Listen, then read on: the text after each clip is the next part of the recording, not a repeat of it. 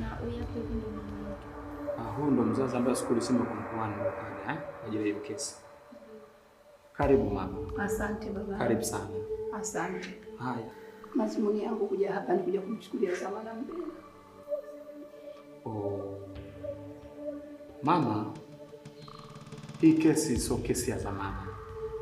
Zipo kesi za Zamana ambazo kama mtuhumiwa anaruhusiwa kutoka kituo cha polisi anatoka, si ndio?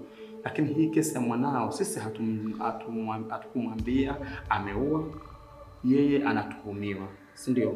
Na kama anatuhumiwa, zipo kesi ambazo unaweza ukamwachia mtuhumiwa. Lakini hii kesi ya mauaji haturuhusu kumpa mtu Zamana. Na zipo kesi pia zinaweza kumpa mtu Zamana. Ambayo kesi ya kwanza ya hizi kesi ndogo ndogo, ugomvi, hizi za ndoa, zinaweza ukazisuluhisha na zikaisha.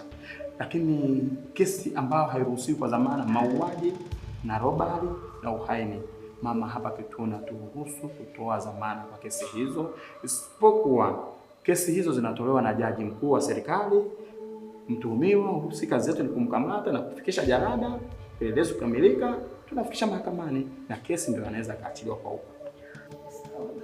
Ndio. Siwezi hata kumuona. Hapana, wewe kumuona mama. Kwa nini baba siwezi kumuona mwanangu? Muda umekwenda. Samani afande. Upelelezi ukishafanyika kakangu anaruhusiwa kutolewa Zamana. Dada, sijui umenielewa vizuri kwa makini. Nimekwambia kesi ya kumpa mtuhumiwa Zamana zinajieleza na zinajulikana. Kesi ya mauaji, hii ni kesi ya mada. Kesi ya robari hairuhusiwi kwa Zamana, lakini pia kesi ya uhaini haturuhusu kutoa Zamana kituoni. Isipokuwa kama unakumbuka, akienda mahakamani ambaye anayehukumu ni jaji mkuu wa serikali. Nadhani hii point inairudia mara ya pili ili iweke mfano.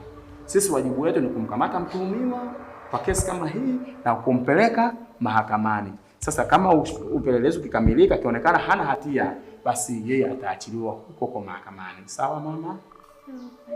Okay. Afande. Naam. Mama, mimi ningeshauri kitu kimoja.